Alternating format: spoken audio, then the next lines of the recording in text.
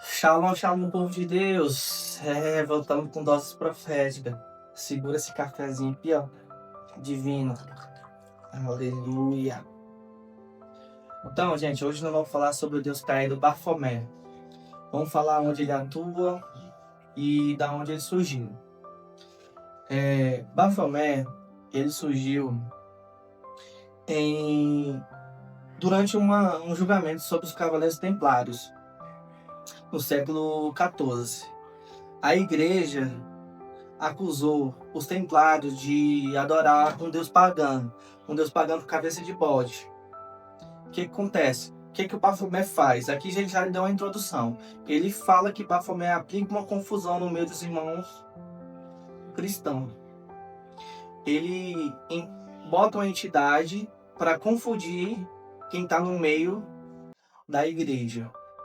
O que ele fez? Ele apartou os templários da igreja. A igreja usou o Bafomé com o intuito de tirar os templários da igreja. Isso aconteceu nas guerras passadas. E vamos falar sobre a atualidade que ele atua, né? Ele gosta de quê, o Bafomé? Ele gosta de roubar louvores, de mudar a identidade e de trazer confusão. Confusão de quê? Confusão mental. Eu vou explicar assim. Bafomé, ele atua na influência indireta, sendo discreto, mas quando ele consegue atingir, vamos supor que seja um ministro de louvor, ele vai com mais agressividade. Ele vai fazer o quê? Ele vai tornar o ego do ministro, ele vai mudar a identidade do ministro e, consequentemente, ele vai mudar o ministério todo de louvor, porque ele atingindo ele corrompe todos. O que acontece? Ele vai tirar o foco, que é Deus, e botar como se fosse um show, fosse sobre o ministério e não sobre Deus. Aí já começa a troca de identidade e confusão. Por quê? Ele vai atuar mudando o que o teu coração vai em busca. Quando você vai para a igreja, você vai em busca de quê? De Deus. O que ele faz? Ele muda o foco, ele bota sentimento, ele bota o eu quero, eu sinto e eu desejo. Então, nessa mudança, você vai perdendo aos poucos o foco, né? E vai mudando a identidade. E ele faz mais coisas mais profundas. Ele gosta de transformar um homem em mulher em homem. Ele vai trocar a sua identidade para ter uma intimidade maior com você. E aos poucos ele vai conseguindo, porque ele vai te entregando alguns desejos da sua carne, como fama, ego, até dinheiro. Então, vamos focar nessas seguintes questões e vou te explicar um pouquinho mais de detalhe. Algumas chaves para você se atenar no que Bafomé, um deus caído, gosta de fazer. Ele gosta de botar o antropocentrismo, que significa foco no homem. O que seria? Colocar o ser humano no centro, focado em sentimentos, necessidades, vitórias, sonho e autoestima. E você tem que observar nas letras de louvor, de adoração, o seguinte. As letras mais usadas é eu, meu, quero e sinto. Quando você vê esse foco num homem, você tem que ligar as anteninhas, que ali não tem Deus, tem Bafomé. Exemplo de música. As músicas são mais uma declaração pessoal de superação ou uma busca por bênçãos. E esquecendo de exaltar a majestade que é Deus, né? Então ele tira o foco de Deus e coloca o foco no homem. E quando ele faz isso, ele implanta na sua cabeça confusão. Você troca o adorar de Deus e começa a adorar a si, o adorar o desejo, adorar aquilo que você tanto almeja. Então, eu creio que isso seja uma vaidade, né? Ele também gosta de atuar na vaidade. Segunda chave, que é a ênfase na experiência, o emocionalismo. O louvor pode se tornar uma busca por um sentimento, uma experiência estática, em vez de um ato de adoração racional ou submissão sobre um Deus da Bíblia. O que ele faz de novo? Ele pega uma palavra muda a identidade, que ele usa só o sentimento. E esquece, ele bota pra gente para esquecer o que é o Deus da Bíblia. Ele faz essa troca. Você pode ver aqui, ó, vou te citar um salmo que fala de louvor, que é o Salmo 100. Celebrai com júbilo ao Senhor, todos os moradores da terra. Servi ao Senhor com alegria e apresentai-vos a Ele com um canto. Sabei que o Senhor é Deus, foi Ele, e não nós, que nos fez povo seu e ovelha do seu pasto. Você está entendendo o que ele faz? Ele tira isso aqui, que é um cântico, que é um salmo, e ele bota o sentimento, o você, as suas experiências. Então ele faz essa troca. A terceira chave, né? A terceira chave, que é a barganha com Deus. Baphomet gosta de usar esse mecanismo de ferramenta, tá? Que é as letras, que insinuam que Deus só agirá se o fiel fizer sua parte. Ele fala assim como se Deus fosse um Deus que fica só numa caixinha. Deus só vai fazer isso se tu fizer isso. E não é assim. Deus ele age da forma que tem que agir. Seria que ele é um Deus impossível e é o Deus que não é um Deus provável, ele é improvável. Ele age de todas as maneiras possíveis. Esse é o Deus que eu sigo, que é o Deus da Bíblia. Então, Baphomet pega essas ferramentas, né, para fazer essa barganha, essa troca, para profetizar e trocar por bênção, né? Se tu dizimar, ele vai profetizar uma vitória na sua vida. Então, é essa barganha que Baphomet gosta de atuar. Então, aqui quero te apresentar também agora mais uma chave, que é a quarta chave, né? Que é a liturgia. Que seria? É botar liturgia com entretenimento. A igreja adota um modelo de show. Ela faz showbusiness com superproduções, luz, fumaça, popstar. Transforma o culto em um espetáculo, focando em entretenimento, que agrada os homens. E será que agrada a Deus?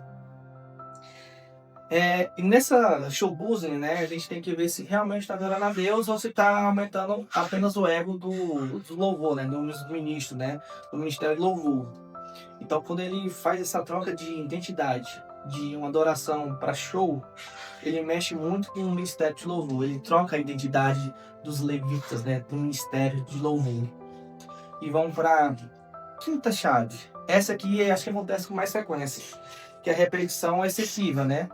Muitas canções usam repetição de frases curtas para criar um clima emocional, mas perdendo a profundidade e a riqueza do conteúdo teológico que se encontra nos hinos tradicionais do Salmo. É igual eu falei no Salmo 100, né? A gente tem que adorar somente e exaltar a Deus. Então, o que seria um verdadeiro adorador, né? A adoração verdadeira é como um louvor com um coração lindo que não busca emoções, mas a comunhão.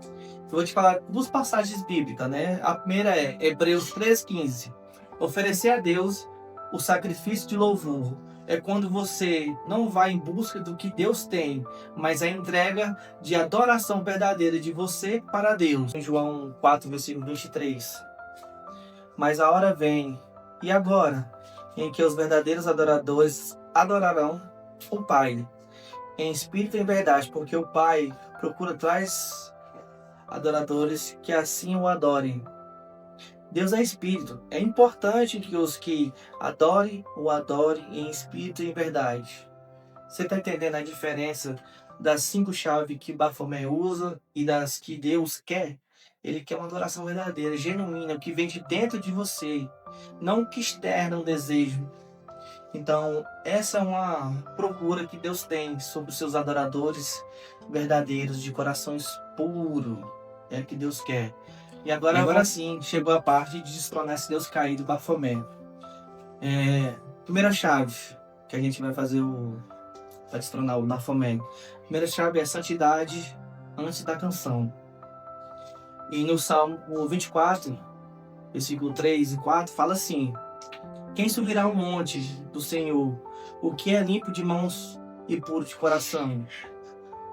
Isso aqui está falando sobre o poder do louvor estar no altar do coração e não na melodia. Então não espere que a melodia leve o seu coração, que é um altar seu para Deus. A melodia não faz isso, o que faz é o coração puro. A segunda chave, adore pela palavra. Cante versículos de verdades bíblicas, né? Salmos tem muitas canções. E veja só, o Espírito Santo se move onde a palavra é viva e não onde há vaidade. Isso onde Bafomé atua, na vaidade. Então, se tem vaidade, não tem Deus, não tem Espírito Santo. Então, pega essa chave. Não louve com vaidade, louve de coração puro. Vamos para a terceira chave, é louvar com propósito. E vamos ver que Salmo 22, 3 fala? Fala assim: Deus habita nos louvores do seu povo. Então, adorar é amar com entrega, é se entregar, você se entregar para Deus. Não cantar por apenas cantar. Mesmo em casa, no silêncio, o louvor puro, aquele louvor da essência, atrai a presença de Deus. E é maior que aquele palco, aquele altar. É um coração puro. Deus procura verdadeiros adoradores, aqueles que se entregam, não que quer que Deus entregue. Esse é um verdadeiro adorador. É o que se dá, é o que se doa. E vamos para a quarta chave, a mais importante, vamos dizer assim, é orar antes de mostrar. E vamos fazer essa oração para purificar o nosso altar, que é o nosso coração, onde Deus deve habitar. Senhor, purifique meu altar, que meu louvor não seja só vazio, mas um fogo que te agrada. Que cada nota seja uma oferta e cada palavra uma entrega.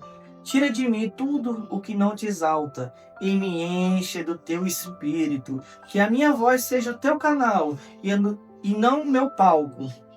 É isso que eu peço, em nome de Jesus, que eu seja um coração puro e verdadeiro adorador. Então, toda vez que você, ministro de louvor, for conduzir o louvor para Deus, ore, se consagre, que isso é um meio de proteção para que a entidade não possa atuar ou confundir ou mudar sua identidade durante o louvor. Então peça essa proteção para Deus, ore e peça também discernimento espiritual, que assim você vai ter a visão de que você é um verdadeiro adorador e que Bafomé não vai atuar nos louvores, não vai confundir o povo de Deus, porque você está cheio do Espírito, e quando você está cheio do Espírito Santo, não há nenhum mal, porque Deus já venceu. Deus é o único, impotente, onipotente, ômega e alfa.